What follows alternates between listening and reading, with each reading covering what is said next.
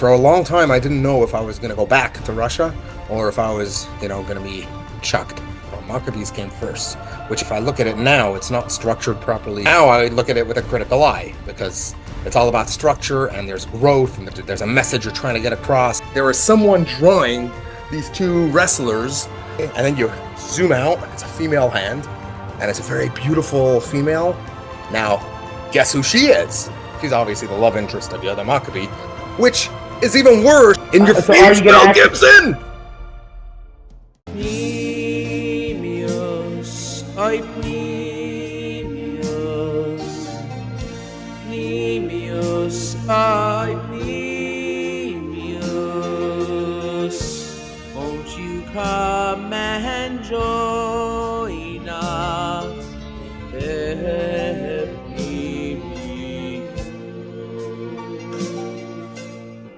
Oh, great, a podcast.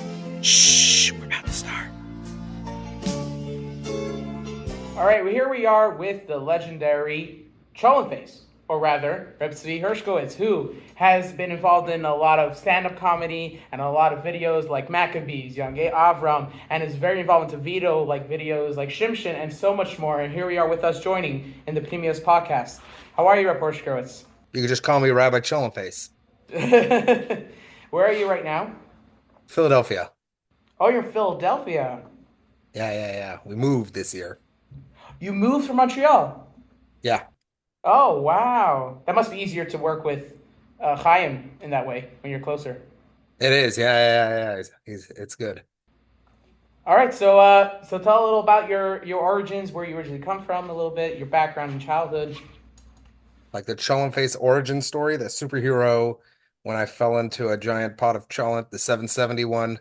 Yeah, and more specifically, what ingredients are in a good cholent, especially cholent face? You need to have some marrow bone. That's a key. But let's get back to I'm from Montreal and grew up there, raised there. My parents, my mother a Balas Tshuva, my father not from Lubavitch, but he became Lubavitch, like Ashkenazi background originally. Grew up FFB, and went to all these shivas. I was in I did Mesivta in Toronto, Zal in London, Morristown, Montreal, Bacher Shlichus in Sydney, Australia. Then I got smicha while teaching in Ottawa, Yeshiva Teres Menachem, Rabbi Berger Olav Shalom, the greatest. After that I got married. We moved on shlichus to Russia. We're one of those shluchim that got thrown out in 2009. There were 4 of us. And so I was in limbo for a while. It's a complicated story. I'm not going to go into that now. Limbo, what is that? Yeah, well, I aside from me being extremely athletic and able to do the limbo, obviously, but no, I was in there was a while where I thought I was going to get back into Russia. I was thrown out, and I didn't know I was thrown out. Basically, the FSB, like the KGB, had arrested me on Erev Shabbos, half hour before Shabbos, and so I emptied my pockets in their place, and they wanted me fingerprinted. I had to come back after Shabbos, so I left my passport with them over Shabbos because that was included in the many items in my pockets. And the many items in my pockets, I had to fly out. My visa was expiring, and when I landed in New York, I opened my passport to fill in the documents, and I discovered I'm never allowed to return to Russia. Now, but that's what it said in my passport. But for a while, like Rabbi Lazar tried to work things behind the scenes. He's an amazing head shliach, best head shliach in the world. Seriously, I really mean that. He's incredible. Like, just backed me up numerous times and really tried to keep us in. So for a long time, I didn't know if I was going to go back to Russia or if I was, going to be chucked. So what am I going to do? I'm sitting there in Montreal. After maybe a month, I realized like I got to do something other than just, whatever. Like just being a lady girl. I'm not the type of guy to sit around doing nothing. So I decided to learn something.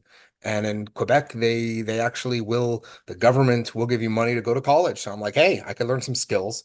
So I took I took some stuff that could come on use in shlichus, like business administration and things like that. And then I also took like a writing course.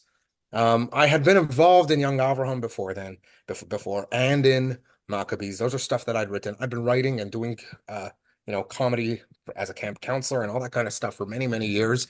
However, none of those were professional. Young Avraham, I had only written the first draft. So you weren't involved in Young Abraham after you wrote it?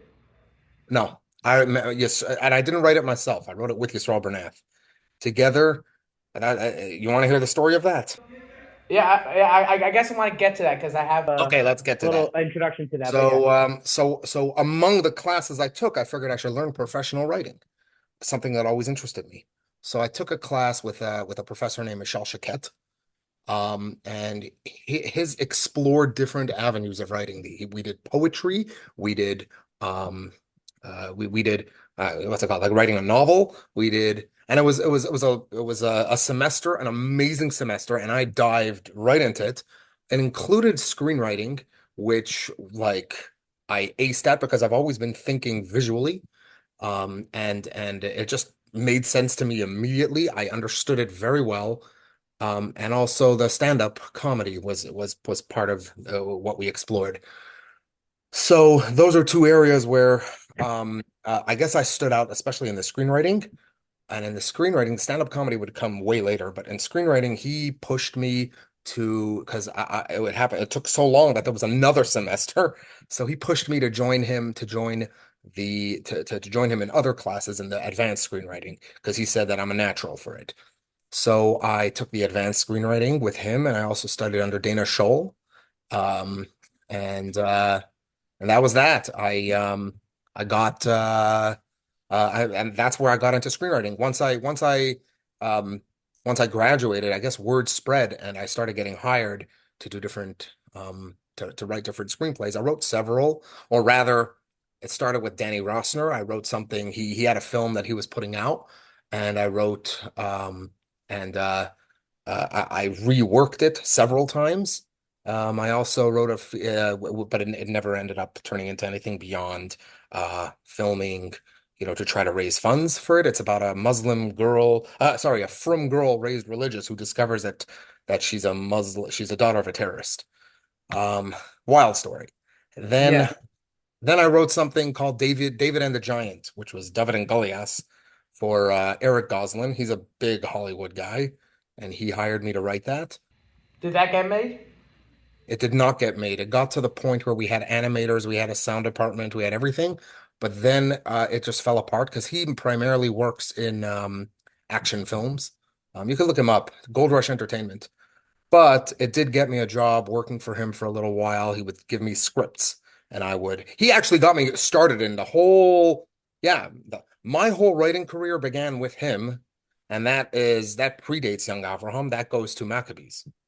So it predates Young Avraham. Maccabees came first, which again, if I look at it now, it's not structured properly. It's not like a full, it's not a professionally done. But it's not really meant to be because it was for what it was perfect. It worked very well, but if now I look at it with a critical eye because it's all about structure and there's growth and there's a message you're trying to get across, and I don't know if I didn't build it centered around a theme. There's no Teichen that's coming out. It's telling the story of Hanukkah. It's like, oh yeah, let's tell the story of Hanukkah in a fun way. That's really what it was. Actually, I um, it got started because Eric Goslin asked Yisrael Bernath, who's my best friend, he asked him if he knew who Yehuda Maccabee's wife is, because they saw each other in Shul. So Yisrael came to me because he knows that I'm nuts about Jewish history. So that got me on a deep dive. I just went all in. I went to the Jewish Public Library in Montreal, pulled out a bunch of books. I'm like that. Yeah, I got like an earworm, and I need to find the answer. So I just searched and searched. I didn't know why he wanted to find that out, but eventually I found it's mentioned that he had a wife in Yesifon.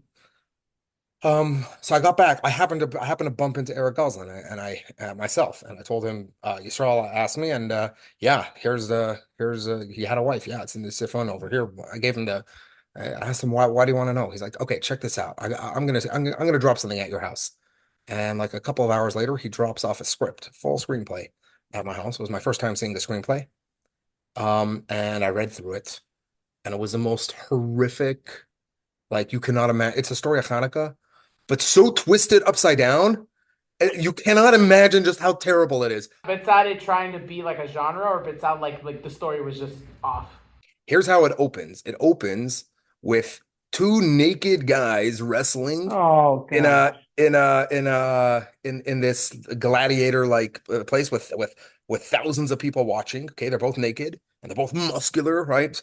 They're both built like me, and they except I'm better looking, but I'm saying like they're both like really good, strong guys, and then and you can guess who one of them is. Come on, what's his name? Oh, you had a Maccabee? That's right, ding-a-ling-a-ling. But wait, it gets worse or better if Oh you're an no. anti-Semite. If you then the scene changes and you see that the wrestling match that's currently happening is being drawn. There is someone drawing these two wrestlers um on Oh on god. like a okay, and then you zoom out, it's a female hand, and it's a very beautiful female. Now, guess who she is? She's obviously the love interest of Yoda Maccabee. But not only that, she is the daughter of Apollonius, Greek Oh. general, which is even worse. That's not the name of any of the whatever. It's a total disaster. And the whole thing has it's about Yehuda Maccabee is this guy who says we should be the masters of our own destiny. But he has this crazy father, this religious fanatic named Matisyahu, who's running around giving everyone brism and um, his younger brother Yonason, Jonathan, is being very heavily influenced by this insane maniac of a religious guy. And Yehuda Maccabee's goal is to make him normal, make Jonathan normal, because Jonathan's becoming a religious freak. There's that whole you don't. It's so messed up. When I read that Mel Gibson is gonna play a Maccabee movie, I know it's this. I know it's this one. So but that's years later. But now, so like when I first read it, I just got so furious. I went over to Eric Goslin and I told him like, there's no you can. He's a producer, so he raises funds for. I told him there's no way you could put any money into it. Like this is anti-Semitic, it's anti-religious, and he agreed. He didn't want any involvement. But I got to thinking like the whole Jewish world is gonna see this, like I was on uh, already like I knew some people like doing my own little shlichus thing who like saw the Prince of Egypt as like that's Torah. Yeah, like that's the pig. Yeah, it's a befedersche Hollywood. And I was like, that's gonna happen with here. Everyone's gonna think the story involved, it was anti-religion. So I just sat at that time there was Exodus, so I wrote for myself just to get it out of my system, an imaginary like how Hanukkah walkthrough experience would look like. And then I sent it to some friends once I was done, and to Eric, who didn't get back to me because he knew it sucked. Sent it to some friends, and somehow I get a call from a guy, David Weinbaum, calling from the Jewish Children's Museum. You want to do it here? Okay, that, that's how that came about. Any relations to Shimi Weinbaum, Rabbi Shimi Weinbaum? Jimmy Weinbaum's brother. Yeah, yeah, yeah. Oh, okay. There you go. One of the So first Hayolim. yeah, exactly.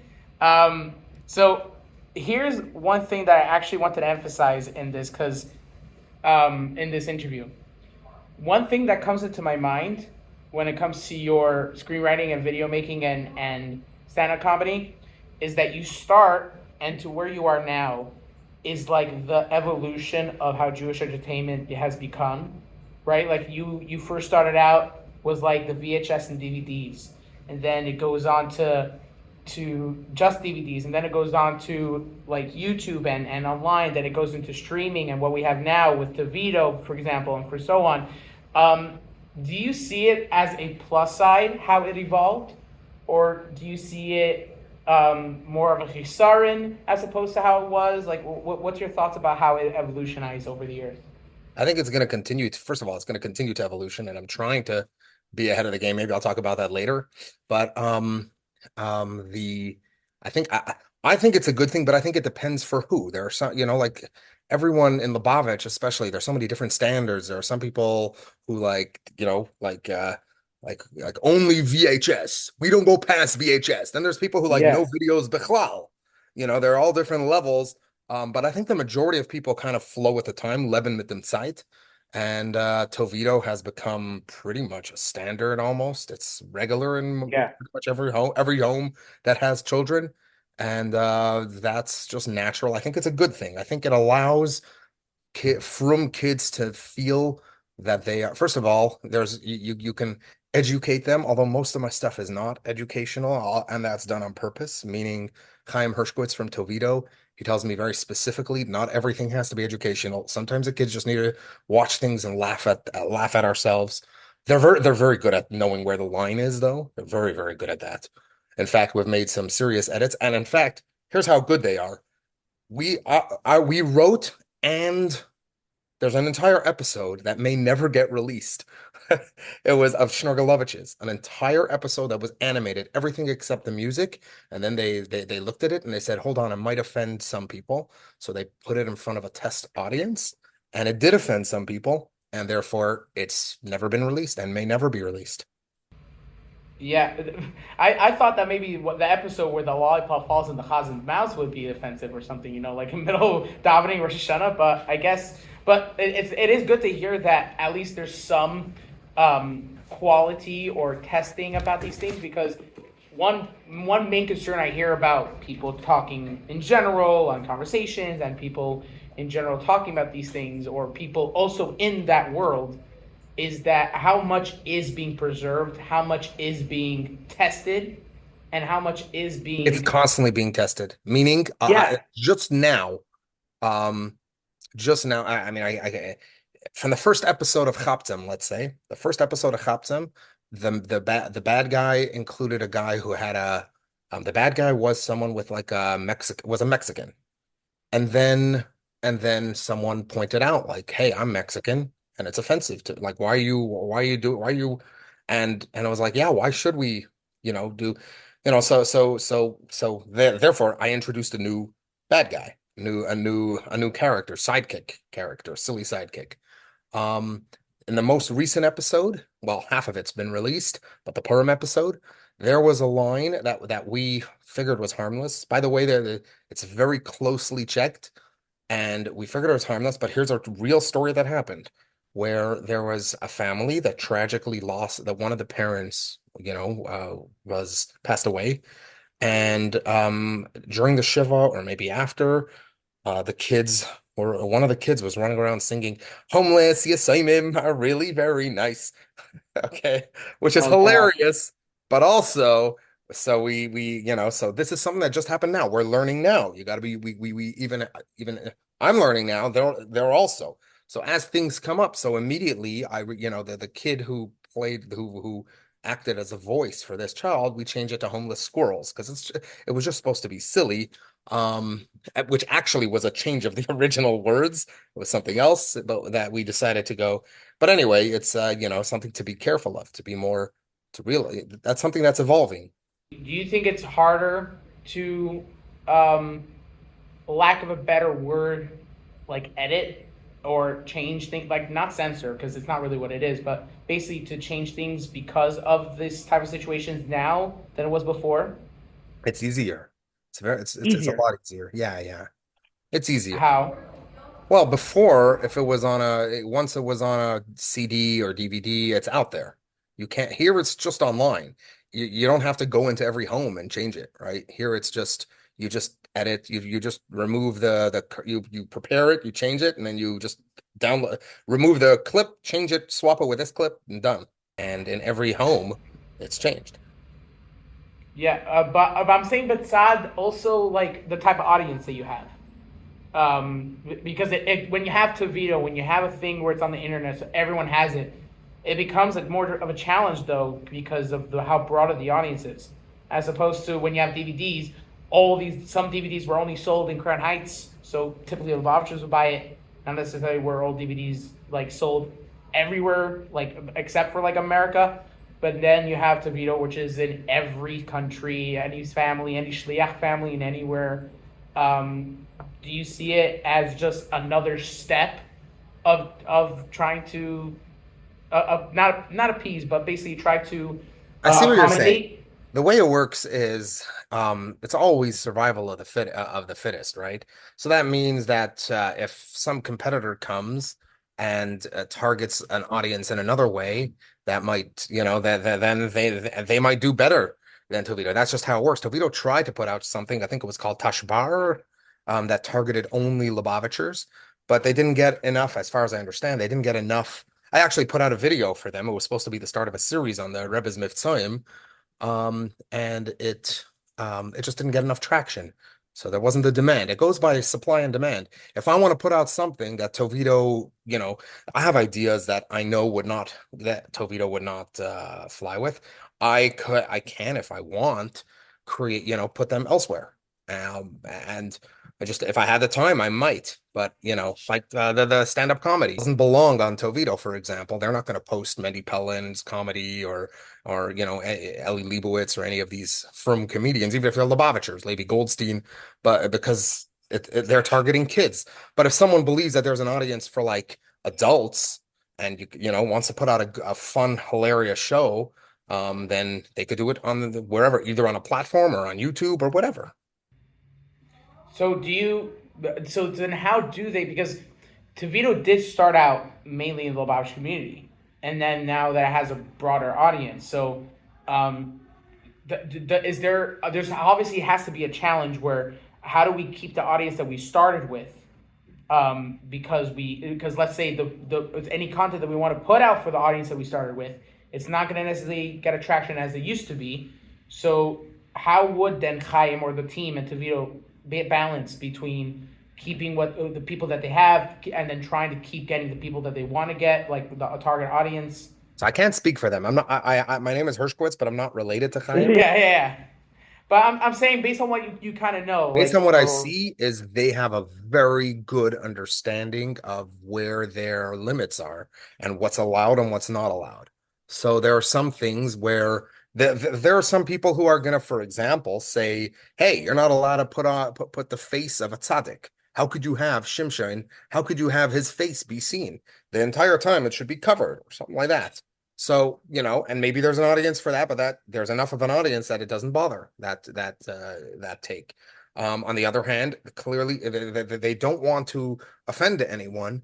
Um, uh, and they've decided we're not going to make fun of accents. We're not going to make fun of, we're trying to keep it like a very healthy. A lot of other things like I'll give an example. The Schnorgaloviches. I had to change some characters, their personalities early on when we decided, and it's a good call on them.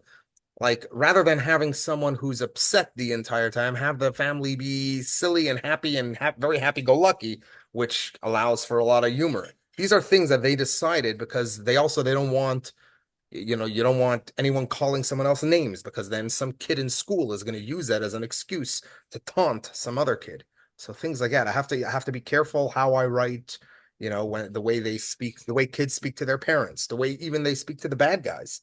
I can't have him say, "Hey, you shaita," Rocha Merusha. I can't have him doing that, even though it might be funny. So, usually the chutzpah level, I have to be very, and most scripts, by the way, like they're dialed back because when I send in the first draft, they look it over critically, but like they're just so good at it. Meaning, I've had editors, and editors sometimes they go to you and they just critique your entire script and make you feel like nothing. Here, they come up with solutions. They brainstorm with you on the spot. Like if anyone wants to work with Tovito, like please, they are the absolute best editors. Phenomenally easy to work with, phenomenally good to work with, and it's constructive criticism, meaning like it's very solution oriented, and they come up with a lot of good ideas for the entire, which episode was it? The entire Pesach episode, the concept behind it was them. right. So I wanted to get to another kind of topic of the difference between the audience that you write for. Basically, kind of getting off this, but the way I want to ask it is when you write scripts for Shimshon or for Young Avram, is there a major difference of a script if it was, let's say, an Hollywood or a Gaisha company coming to you and say, hey, we wanted you to be you heavily involved in writing a script for us? Would you write it differently? And if so, how different? Would it be drastic? Well, first of all, there's a difference between writing a script based off of a true story versus writing a script based off of nothing. Because when you're writing based off of nothing, you can actually build a structure around, as you want around whatever theme you want. Whereas like Shimshine, yes, you have to spend hours. And Young Avram, I didn't do this. This is pre-learning structure. So the writer behind me actually took our script and characters. We wrote the first draft. It was built off of our. Which, by the way, must have been a relief when they actually stayed pretty accurate for that type of situation. Yeah, they did. They did. It was very cool to see that done. But Shimshon, to use an example, I had to stay within the actual story. I had to build it, keep it within a structure while putting out a message, one message, and then being able to bring it out. So a way to bring it out was I had the modern story where you could see the Teichen eventually, how it's about you and not about not, it's about the Hashem. You know what I mean? But if Hollywood would ask me, there would be different standards, and I'd have to turn to a Rav. I had to turn to a Rav when I signed on for which one was it for Danny Rossner's and Your Name Is, which was eventually changed to 7 days. But when I signed on to that, I went to a Rav and I asked him like, I need boundaries regarding tznius. Can I have a kiss? Can I have them touching? Can I, like these are things that I'm a from Yid. I Yeah. need boundaries regarding violence, which oddly enough, Frumkeit is like weirdly like super over the top with like, you can't even have them a smidge of a touch. Their fingers can't Yeah. even be pointing at each other, but you can have like blowing heads off, like no problem. Just have it slice someone's eyeballs inside out. It's like no problem. But I had to ask a Rav about these things. Like I want it to be to know where I should draw the line or how important is it for me. Let's say if you took the script for Shimshin for Can I a have Gaisha audience. someone drink more than four l'chaims? These are quite honest questions. So if you take a script like Shimshin for the target audience of like a Hollywood or a Geisha audience, would you drastically change it? The story, like, would you change not the story because at the end of the day, it's not the right thing to do. But I'm saying, Batzad, how you would write it as opposed to a Jewish audience, not necessarily a children's audience, which is what it is for Tevito. But Of course, I would write it different for adults. I would write it different, but then I would have to ask my Rav about the love story between Delilah and Shimshin and his right. first wife as well. I'd have to figure out how to play that, but it would be a lot more violent, and it would be, there'd be more, it would be different. Yes, I would keep Um, it the same Teichen if possible. right. So here's one thing I actually realized in Shimshin. I think I saw it twice. But my question is, so the part where Shimshin tackles the lion, so in the actual story, he rips it from the mouth, right? That's the actual I can't story. show that to in a kid's video. Right. So was there a lot of discussion, as I think there would be, on how you would show it on screen? No, because I that's one of the few that I was not on top of the animators. Chaim Hershkowitz was on top of the animators. So he worked with the animators on that. So I wrote it, and then he had the animators do that how he wanted. However, I had to be involved somewhat with the animators because I had to show them all the Kogalach moves. So there are videos of me, Yeah. but on the most with all the other animators, I'm regularly on top of them. But sometimes I go to Chaim with questions. But that is something I didn't have to deal with. And there's like it's the start of a series. There's another film going to be coming out, and the same thing. He's dealing with the animators with that. That's like the Torah series, I guess, Young Avram style. What's that film going to be based on? That's going to be the story of Chanukah. Oh, nice. Yeah. In your So are face, you going to Mel actually? Gibson. Would you focus on the whole history, also the origins of how of the Greek mythology in Eretz Yisrael, or just the Hanukkah story? You know what? I wrote it like 2 years ago. Takes a while Oh, for it to come out, so I can't tell you off the top of my head. No, I believe the way I explained it is similar to well, the idea was there's a modern day story in each one. I want kids to be able to take whatever all these ancient stories and internalize them and bring it in their life. So the story of Shimshon, you have this Chaim Shimshon modern kid who is, taking that story and what he learns from it. Now, in order to introduce the story and try to keep the boring parts from, so that's why I had a woman read that book. That allowed me to introduce it and also close it. So she was able to finish the story. So over here, I did something else, but similar, where I have the kids read the beginning of the story, the boring part that I don't need to show on screen, which would be all about how the Hellenists got involved, etc.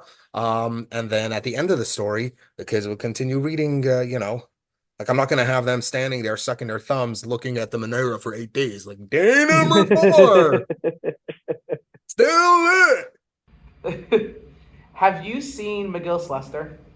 I did. Yeah, it's a great film. What are your thoughts? Not the animation, but of the storytelling. I'm actually very curious. As a person that wrote Tanakh stories and these type of stories on animation, I do want to hear your thoughts about it. I love how it incorporates music. That's something that I did not do, and it's something I would love to do a lot more of. It's a musical. It's excellent. I really, really like. The messaging is strong. I think it's a professionally done job.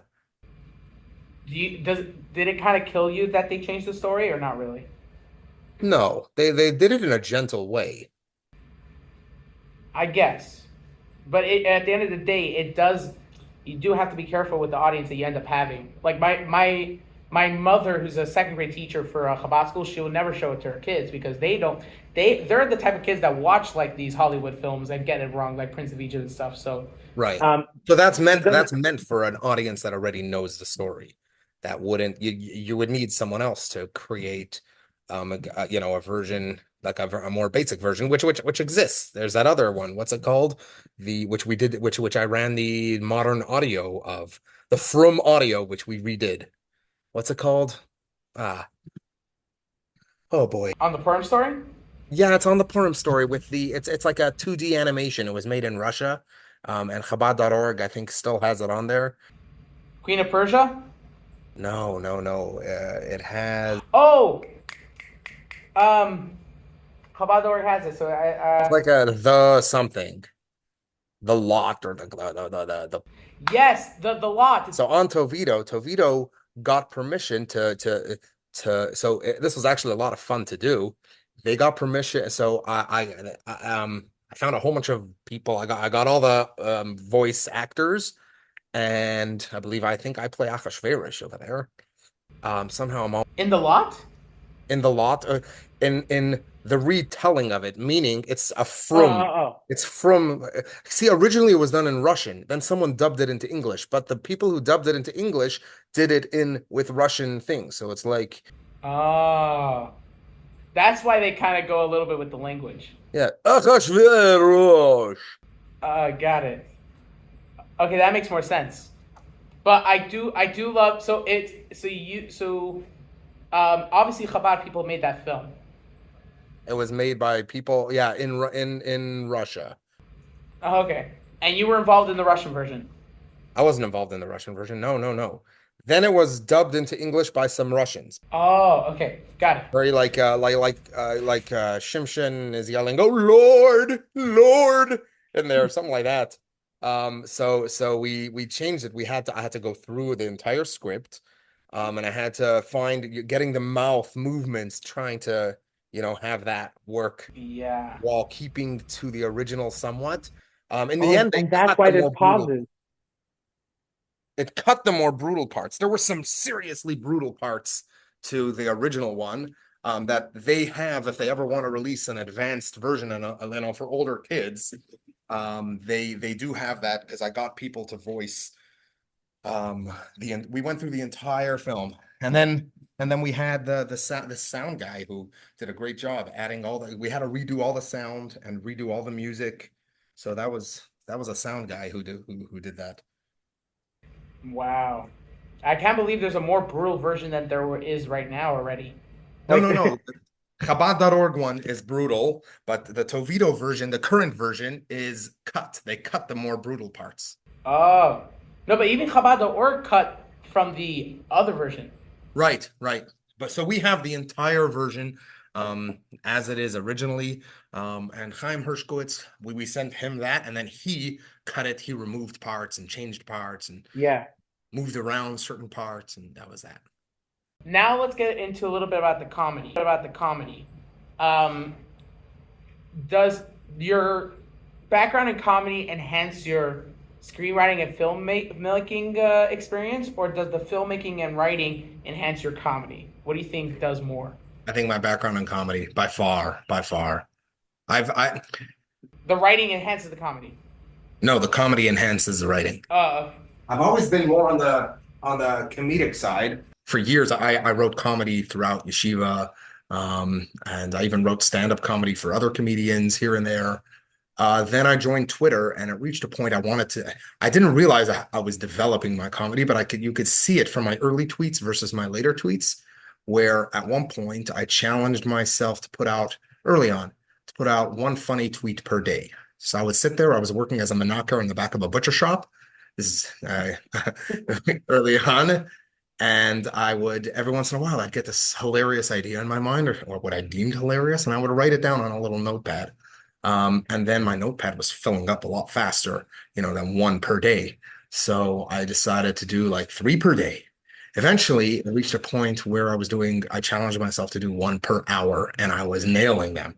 And I think that's oh where I really wow. developed my comedy. My headspace was there. I started writing like my own ideas of stand-up things, but I was too chicken to do it myself until Ellie Leibovitz pushed me to do stand-up comedy. I met him only on Twitter. He told me I should do stand-up. He said that he said we need more film comedians. He's right. He's still right. And he liked my humor. So he gave me some really good tips. Now, the comedy that I do is like from living in Montreal. Like, where am I gonna? I'm not gonna go to a bar and start doing from comedy. So I needed some way to do it. So I convinced a couple of friends to try it out as well. And I realized also there's nothing in Montreal for men to do, like in the evening. Maybe men are also interested in having some fun. So I took out an ad and like the Hamish news flash that goes every Friday that just Yeah. said that we're doing a stand-up thing. And then I expected maybe five people to come. Um, I had the Chabad house, so I could, I set up for maybe 50 or 40, something like that. We ended up having 80 people came in that first Firmprov, and it was a wild success. Um, Although I had a hard time delivering some of my stand-up, so I learned from that, and then I just kept doing that for improv through Montreal, which eventually I did in New York, and Yeah. So, are you the type of stand-up comedian that has to write the material beforehand, or are you a going on the flow type of guy? I'm still at the point where I have to write it beforehand. I think that's something that comes with more experience. But I'll say that, and that's because I don't have as much experience as I would like to have on stage. Although by now I've actually performed in front of non-Jewish crowds, I've done the bar, rounds in Montreal. But as a once I started once I started Frimprov, I realized I ran the show in Montreal in the Chabad house, and um, and I realized like I could just do kind of stand up as I'm running the show, right? So, you know, Right. yeah, before Kriya Satira, I'd crack some jokes about the Parsha, things like that, and I do a little stand up. So I got some experience there where I'm running off the flow of whatever. And during Kiddush, sometimes I'd get up and it would be fun. So there I got a lot more natural. So I know I could do it. I could take from the audience different things, but I don't know if yet I have the courage to do that. I think that would come with more experience on stage. This is where I love comedy as opposed to comparing it to filmmaking because that's where but your main lack of a better word exhalation, right? You excel in these things, but comedy, you could really test the boundaries a lot, especially when you're talking in comedy about like Yiddishkeit and these serious topics, as opposed to when you're doing filmmaking and writing, you always have to stay within the boundary. You know what I mean? Like, and people enjoy the fact that you could test these boundaries in comedy as opposed to more serious projects like the films and the videos. And and it's so interesting how like that's what Simcha does. It really like loosens people up to being open to other parts of what you wouldn't necessarily expect in other parts of life, including when it comes to boundaries and Yiddishkeit and stuff. Yeah, 100%. And it like you learn, and it's also depending on the audience, but you need to know where the line is drawn. It's not you, everyone Yeah, has their own personal boundaries, and then there are other people who, and all comedians have their lines are drawn in different areas, but you're going to perform differently for a non-frum crowd than to a frum crowd. You're just going to do a whole different, well, it might be along the same basics, but you're going to speak differently and you're going to be a little more aware.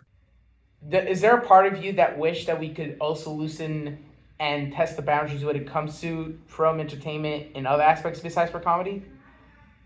That's a good question. In certain ways, yes. In certain ways, yes. Um, I mean, it's it's cheap in a way, but like fart jokes, right? Like they're easy to do, they're funny, but I don't know if I would do them necessarily for a from audience. It just wouldn't fly. You could get away with cholent here, mikvah there, but it's not Yeah. it's not the same like as going all in to that kind of humor. Um, and I think that you could have a lot of fun. At least the male audience would appreciate that. There's other areas that maybe like with the kids videos, if I was able to go in, all in on accents and all these kind of things, I think that we could have a lot of fun by having some Asian characters and some Spanish, just making fun of everyone equally. That would be a lot of fun, but that's not something that currently works. Right. One of my favorite stand-ups from you is the adult Marvel's News Machine. I repeat it so many times that everyone gets killed by it. It's hilarious. Thank you, thank you. Especially like the songs, and you like nailed like the Avi Romberg like slow, and then like Yeah. yes like jolly. It's so good. Well, so kind of to pivot on that, what is the things that influence you when you're growing up, whether it's the comedy or music or films? Like, what's the things that you kind of grew up with and you would think affected your what you're doing now? So let me think. Maishi, yes. I grew up with a lot of Maishi, yes. Maishi, yes. Somehow, I'm somehow related to him. I interviewed his son Tali. Yes. Right. So I grew up with Tully. Tully, I went to his house, every so often. There was a period of time where I would go regularly to Tully's house. He was making music. His father was hilarious. His father was hilarious. And I think that impacted me. Stories of my father was a big fan. There was a chassid in Montreal named Nussin Felig. I don't know why there is no book about him or anything, but there has to be one. He is the modern day Shmuel Monkis. Every Montrealer of a certain generation of when he was around knows countless stories about him. He was a riot, and I grew up with the stories of him, hearing it from my father, hearing it from my teachers, and he's buried. I just spent Shabbos at the Oyel this past week. Every time I go to the Oyel, he's buried like not far from where the Rebbe and the Frierdiker Rebbe are. And I always go to his caver to daven there. Just because I feel like the stories of him, I was like 3 years old when he passed away, but the stories of him impacted me very, very much. I think I found early on that Simcha is something there's something to making people feel happy. That's just very, um, it's very gratifying. You feel it's like you feel like it's a very quick way to feel like it's meaningful almost. It's meaningful. You see someone who's like not having a good day, and then you change that person's day. They're walking away completely different because you cracked some stupid joke. So I wasn't the type of kid who I was a very quiet kid in class, but I did enjoy pulling off pranks that were harmless. Um, throughout yeshiva, especially once I went out of town. I did a lot of pranks. And I think my comedy grew from there. So I think Nuss and Felig would be probably the biggest, along with my Yes. Those two had a big impact on me. I think Shmuel Kunda as well. I listened to a lot of Shmuel Kunda and I loved his style of Oh humor. yeah, yeah. Sometimes at when I'm at home at a family reunion like Pesach or Sukkot, I'll narrate like in the middle of like the Shabbos table. I'll narrate a family member in the Zadie voice. So I would like and the slimy picked up the water bottle and put it in a cup. Like and it's so funny how much like oh my family is such like that type of Lubavitch family that grew up with these things, and it's incredible how much it affected us, and it's even subconsciously like our attitude sometimes, and it also like affects us on what we do in general. Like there's tons of times like I'm at work, and like I would walk and go like that worker is such a character in Agent MS or something. Like there's certain things that like affect us in our. It's sometimes scary, but in a good way. Yes, yes, yes, exactly. Yes, you nailed it.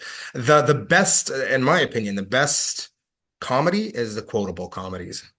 So that's Yeah. the goal, to try to have it, if you've done well or are doing well, if you're quotable. So like Chapsam, I try to create that. That's where I try to make it as quotable as possible. And every once in a while, I'll hear someone say something from it, and you get this like internal pleasure, like, oh, hey, that thing worked. Is there a part of you that is curious or interested when it comes to a point where parents are coming up to you and quoting you things like for sure kids, but like when it comes to later on and these people have grown up and you kind of see the effect that it has on their lives? Is there a part of you that's curious, interested, scared, or No, it doesn't bother me. I think that it's nice. Sometimes it's things that other people have written that I've performed. Recently, that happened with at Civis Hashem years ago. I performed at the Chanukah rally in 770? in 770 this year. So but it was a redo of something I did like 5 years ago, and like last year, someone came over to me singing that tune.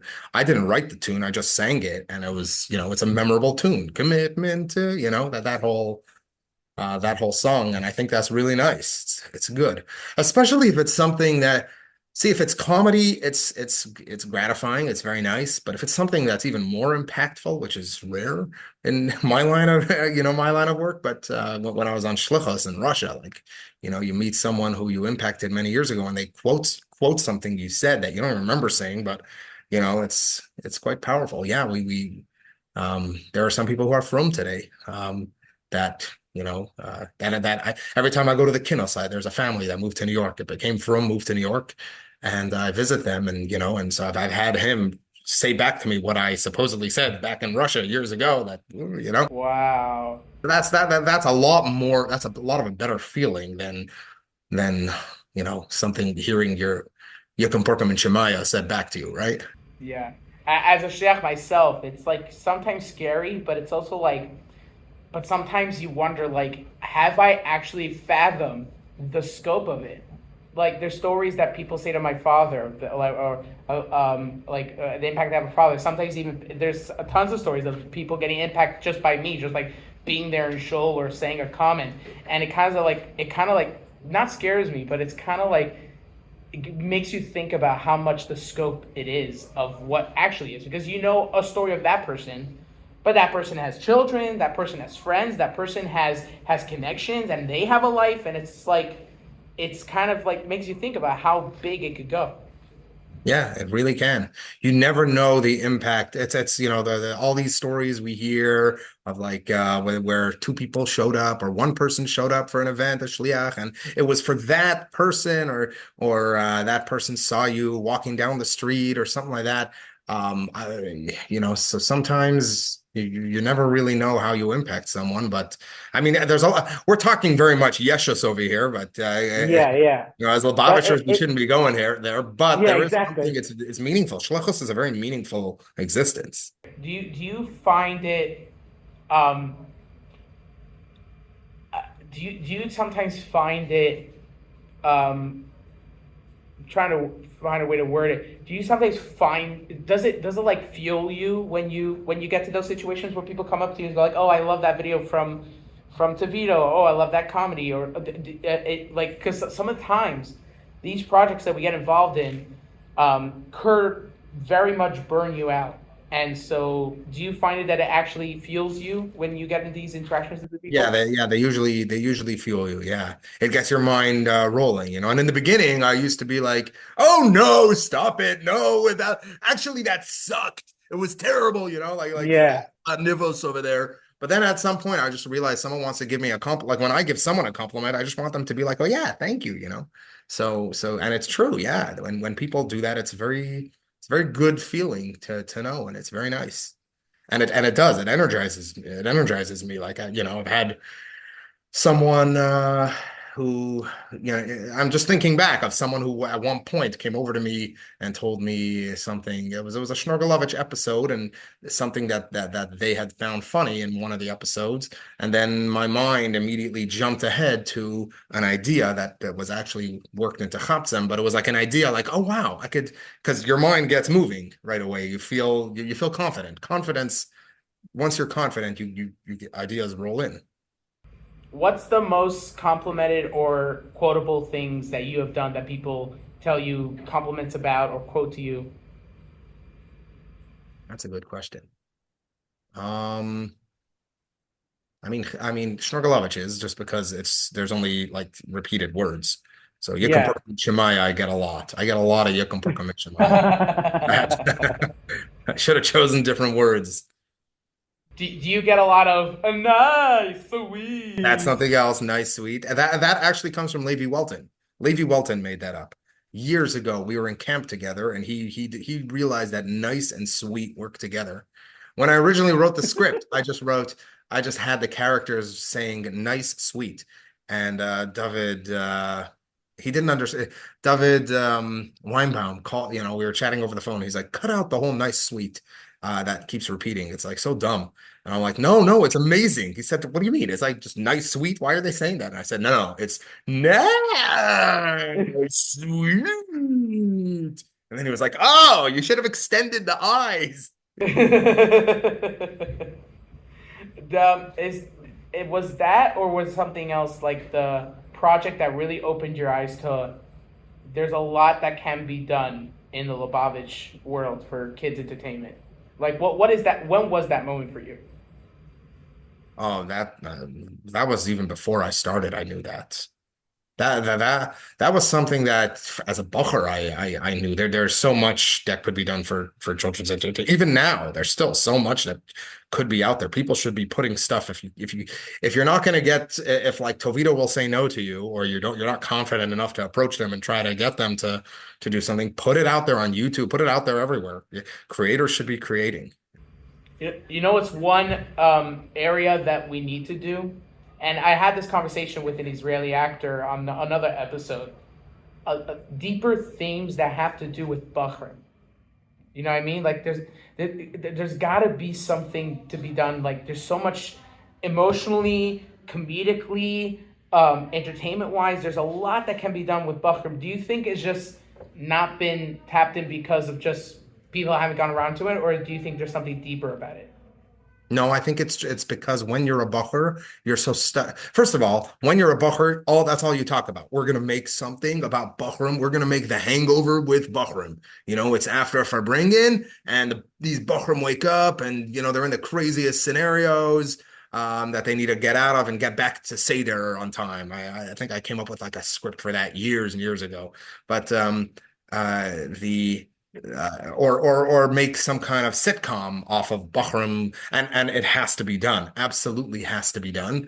Especially Mesivta Bahram would be fun, or Yes. Zal Bahram, and any of that age. The problem is when you're at that age, they keep you occupied very well. You have Seder all day. And then camp, you're running camps, there's nonstop movement. And then once you're past that, you would have to find Bahram to act in those things. And then Yeah. where's the audience? Meaning like it would be very underground. It would have to be a lishma sort of situation because you're not going to make money off it. No, you're going to have Right. it'll be underground, seen by many, and you'll likely get criticized. Rosh yeshivas are not going to like that you're doing that. But I do think that there's an audience there. I think really that, and this is where I'm trying to sort of head into. There's two areas that I'm going now into. One of them is I think that education kind of needs to change. So So what I'm trying to start now, I'm exploring it, and this is not step one is we've reached a point where we need to do storytelling as part of education. So let's say Mishnayos. So Mishnayos should be done every Mishnah. There should be shown in a very entertaining way. It could be done with a little creativity. Israeli media has done it. There's a Oh, I lot didn't of know that. yeah, there's a lot of from Lubavitcher media that has done not everything, and not necessarily is it every Mishnah, but they have taken on Prukim. Like I'll give you an example. There's one I forgot what it's called. I can send you a trailer about it, but Please do. I you didn't know about this. It's excellent. yeah, there's like a group of Lubavitcher kids that go on a boat and they are on a trip.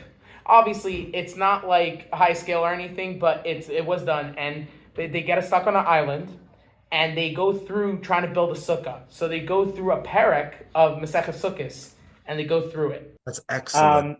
Yeah, and there's other things. There's one video. I don't know if I have the full video anymore, but there's like one where you see like this three-part series on Perek of Baba Metzia, Elu Metzia Shalai, and it kind of goes on like this, like a store owner and his son became from. So it kind of goes on their journey, not necessarily their journey, but it goes on their like life, kind of where they are, and it kind of goes through that Perek. So like the son is learning that Perek, and you see like modern day like That's scenarios happen with his fantastic. father, and That like yeah, that's where I was going with it. That's actually something I'm working on now. We'll see if I plan on AI a bunch of it. And we're gonna see how I'm gonna see how it goes. I'm testing it out now. Because I do think that the Torah world really should go there really optimally. Like Schottenstein and all these people should start putting them into, get it that online and make it entertaining where, the kids could watch. You're about to teach them, Parak Aleph, Mishnah Aleph, and kids come watch this video. It's like a 5 minute, either a comedy, a lot of comedy, a lot of some action, and the kids laugh and everything, and then you shut it down and you go through the Mishnah, and the kids will understand it in a moment. They'll yeah, something that's needed. That's what I yeah. think. Definitely, and it has to be consistent. Like even like the company I just told you about, they don't do it because they're trying to go through the whole thing. They came up with an idea of a parrot, so they did it. But it has to be consistent, and it has to To be be consistent, also you would need major donors, and you need a whole writing group, and you need all that. That's yeah, where for it gets a sure. little problematic. But you could, yeah, yeah. You go through it, you see how fast you could put stuff out, and Yeah, and especially if you could connect it with like the Mishnayos that they have, like the kind of the picture Mishnayos, and instead of the pictures that are drawn, you can have like connect with a video, like screenshots of the video or something in Oh, it. that's true. That's once. Well, that's the sort of thing you do once you see it's successful. If it's successful, if, Right, if exactly. people are Yeah, watching it and it's being used as an educational tool, then at that point you make the you can make it grow, but it could be something huge. And yeah, sometimes I do think that we're advancing. Sometimes a little late, if you know what I mean. Because like sometimes I see like these ideas that we're talking about right now, and I'll have like friends that like not necessarily in unfortunate situations, but I could say like they would really be in more advanced in curricular wise or academic wise if they had these type of things when they were younger. Like I also have friends like they tell me like oh like unfortunately I have friends that would watch or have watched non-Jewish or not kosher content, and it will be like if you like that, you'll definitely like something that's right now on Chabad.org or on Tavito. But the only thing is, they only came out without last year. Do you sometimes feel like we are kind of advancing too slow, or maybe too late, or I mean we'll always be behind because it's less money and less yeah, less less amount of people. We'll always be behind. We're like a tiny percentage compared to what's out there. They'll always be advanced, but I think that there's a bigger story for people who like don't necessarily stay on the derech, I guess you would say, who don't stay, who yeah, stay out. Usually it doesn't come down to just, like, yeah, I found yeah? It doesn't come down. Obviously, it doesn't come down to like, oh, you could have watched that video, and the but other we thing is do. we don't have that ability. Like let's say there's some violent action movie that comes out that's from, right? compare that's even as good as some non-Jewish, violent action movie. The problem is they could come out with 5,000 of them before we'll put out a second one. So what are you going to tell the guy? Yeah. Keep watching this. Keep watching this for the next 3 years while we develop the sequel. Do you think we're heading to a road where we're kind of getting past that stage, or do you think it's good? It's still going to be a long time I think the till we go. question is really how necessary is this? How necessary is kosher entertainment? Is from entertainment that's not live? How necessary is it? And that's something parents need to ask themselves and need to decide themselves. For some people, I don't think it's a black or white answer. For some people, it might be detrimental to have any. I just spent Shabbos at the oil with my son as Mesivta, and where we were sitting across, I was just like farbranging with my son and some friends, and my son points to another bacher, like that guy knows the entire Shas Balpeh. A Right. Bacher 16. And yeah, yeah, right. I'm like, okay. So the little shots that I know, I start like asking him, like, oh, okay, well, what's this? The guy really knew Shas Balpeh. He's telling me, like, oh, yeah, that's in Gittin Daf Chaf Beis, and like I was choosing random stuff that I'd done research on or things like that are like very real, really random. Or and he really knew it was incredible. So that guy doesn't need video, right? Like Right. he watched a video and he didn't need it for his whatsoever. So it depends for the personality. For some people, it'll never be enough, right? We'll never have enough. But what I would say to them is be part of the solution. Join us. Right. Be, start creating content. Start creating good video content, good from content. I think you also find that a lot with the people that are more well known in making this kind of like Mendy Pellin or you or Chaim, that they grew up with, or they at least noticed early on in their lives the necessity, and from that necessity, whether it's personal, like if like say they grew up, like Mendy Pellin has Baal Tshuva parents, I believe, and like he grew up with kind of like the lack of from good Jewish comedy, so he took on that task. But also in general, so it's And interesting to from see. videos and from Yeah, he's a pioneer there. He is a pioneer there. right. So it's interesting to see that like these type of people are what moving the movement. But do you kind of see it being moved also by anybody as good as people that take it personally as they do? I think it's only going to get better. From world is growing at a rapid pace. There's a lot of Balei Tshuva. There's a lot of Shlichus is continuing to go, and the non-Chabad world is moving into Kirov, and they're also growing at a massive pace. And in a way, all the communities are becoming a little wealthier and gaining more and more knowledge. And more like they just had a kids thing. What's that Lubavitch thing? Mower just had a thing. My Maor? My Maor just had a competition to write one of their episodes, and I went through and looked at the scripts, and these kids can write scripts, or maybe it's their parents writing scripts. I don't, but it doesn't Yeah, matter.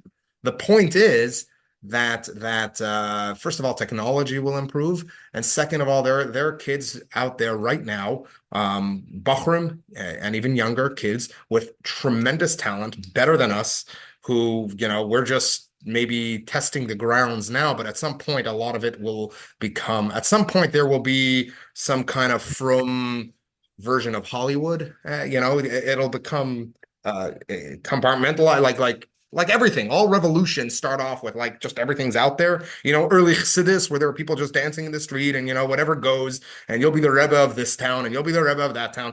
But then it becomes like yeah, very official and formalized and this and that, and there become certain tropes that Hollywood right now has all these tropes that it has to be certain ways. Mordechai Lightstone wrote a whole Twitter feed of all he calls it chassid exploitation and the rules of anytime a chassid shows up in a Hollywood film, and these are the rules, and he nailed it. It's so good.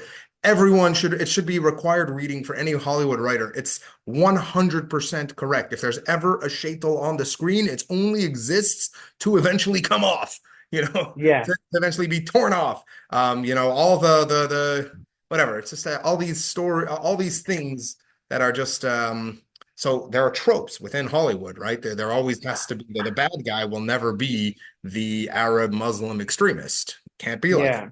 It's Uh, they're checking boxes. That's literally what it is. That's what's going to eventually happen, I think, in the film world, where there will be some kind of standardization, where there'll be some sort of Hollywood, where some people will put some real money behind it, and there'll be real high quality films. Might not happen with our generation, but at some point there will be standards that will be created, and there will be, you know, that's where I think it's eventually heading. Right. All right, Rabbi Cholenface, thank you so much for joining us. I have a lot of other questions, but we unfortunately are running out of time. It was great talking with you, and I also like the fact that we got deep about the subjects that we kind of believe in. So I do really appreciate Yeah, it. I really believe in it, and I can't wait to see what's coming out. There are so many good creators. I very much enjoy seeing what other people create. So for anyone listening, All right. I hope you create a heck of a lot of good material and send it my way Oh, out. thank you. Thank you very much. All right, we'll be in touch. Okay, bye. All right.